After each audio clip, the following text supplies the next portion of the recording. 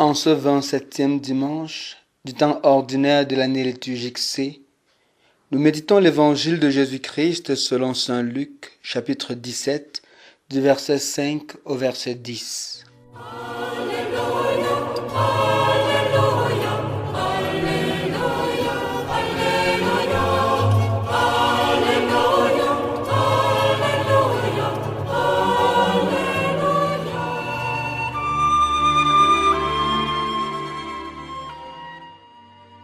En ce temps-là, les apôtres dirent au Seigneur, « Augmente en nous la foi. » Le Seigneur répondit, « Si vous aviez de la foi gros comme une graine de moutarde, vous auriez dit à l'arbre que voici, déracine-toi et va te planter dans la mer, et il vous aurait obéi.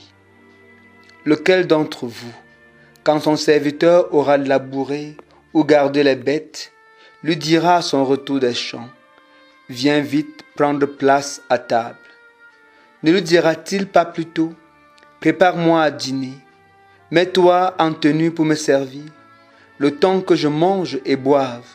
Ensuite, tu mangeras et boiras à ton tour. » Va-t-il être reconnaissant envers ses serviteurs d'avoir exécuté ses ordres?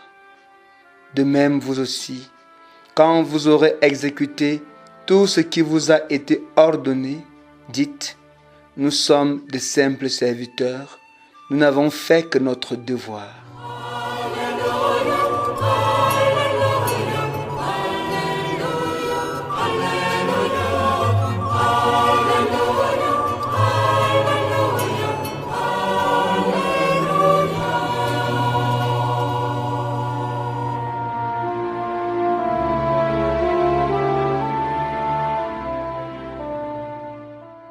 Chers frères et sœurs bien-aimés, en ce 27e dimanche, les textes liturgiques, en interrogeant notre foi, nous invitent à grandir dans la totale confiance en Dieu. En réalité, à qui ou en quoi croyons-nous et comment croyons-nous? En qui ou en quoi avons-nous mis notre foi? Voilà le questionnement qui est au cœur de notre méditation de ce jour.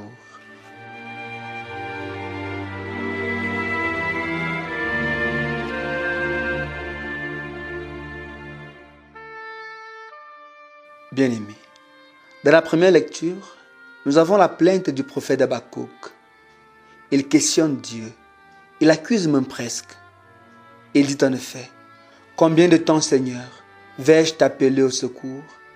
Et tu n'entends pas. Pourquoi restes-tu à regarder notre misère ?»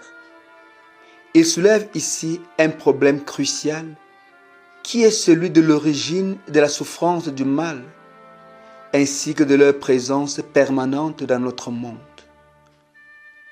Oui, ce cri du prophète est bien souvent le nôtre encore aujourd'hui.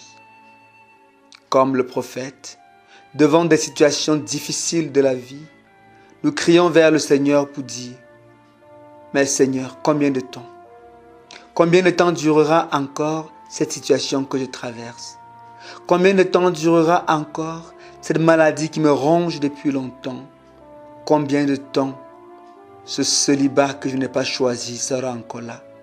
Combien de temps ce mariage ou cette relation qui pourrit ma vie va persister? Combien de temps cette famille qui ne me laisse plus respirer va encore m'agacer? Combien de temps, Seigneur, ce chômage qui me rend dingue va continuer, etc. Alors, on a souvent envie de dire, pourquoi?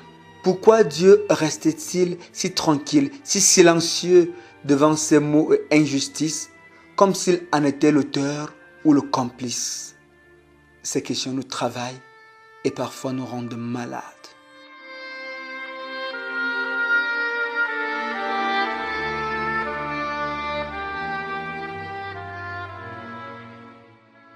Frères et sœurs, heureusement, la même première lecture que nous écoutons montre que le prophète Habakkuk, malgré ses plaintes, garde la foi. Oui, il ne perd pas sa foi devant cet apparent silence de Dieu.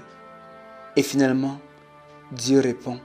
Il invite simplement à la patience et à la confiance. Les heures de victoire de l'ennemi ne dureront pas toujours. Le mal n'aura pas le dernier mot.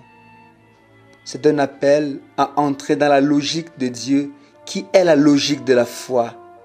Car le temps de Dieu n'est pas le temps des hommes. Apprenons donc à faire confiance à Dieu et à lui rester fidèles tout le temps. Car, comme le dit bien la finale de cette lecture, le juste vivra par sa fidélité.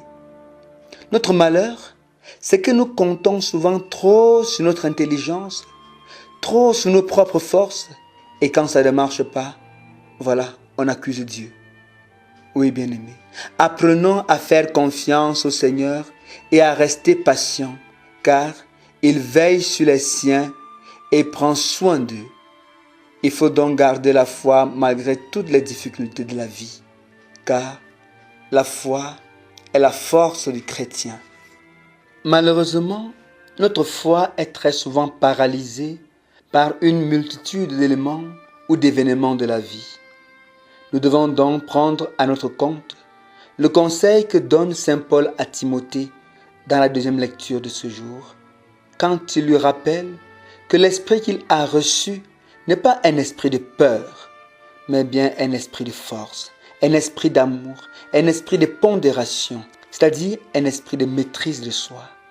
Ainsi, ce passage nous rappelle que nous avons en nous les ressources qu'il faut pour tenir bon dans notre cheminement chrétien, car Dieu ne peut pas nous demander ce qui est au-delà de nos forces. Non, il ne peut pas le faire.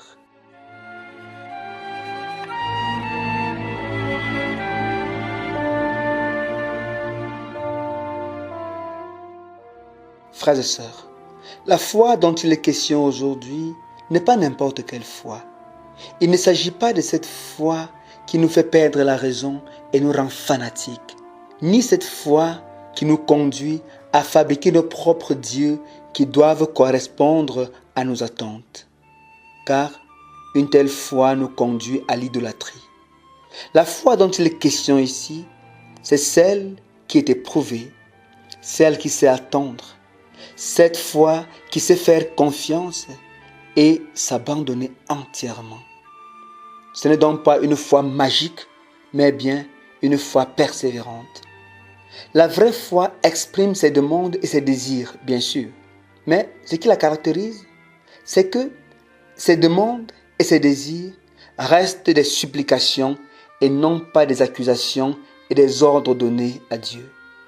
Ainsi, une telle foi profonde et réaliste ne peut pas s'exprimer sans amour, car une foi sans amour est une foi morte. Et l'amour, le vrai amour, nous porte au service, et le vrai service implique l'humilité. C'est pour cela que le Seigneur dit dans la finale de l'évangile de ce jour, « Quand vous aurez exécuté tout ce qui vous a été ordonné, dites, nous sommes des simples serviteurs, nous n'avons fait que notre devoir. » Ça, c'est capital pour pouvoir rendre service dans la durée. Parce que malheureusement, parmi nous, il y en a qui rendent service toujours en calculant. Non, parfois, apprenons à rendre service gratuitement et en nous considérant comme des serviteurs quelconques, car nous ne sommes pas indispensables. Oui, personne en ce monde n'est indispensable. Cependant, pour faire son devoir, il faut écouter le Seigneur. Comme dit le refrain du psaume de ce jour, « Aujourd'hui, ne fermez pas votre cœur, mais écoutez la voix du Seigneur. »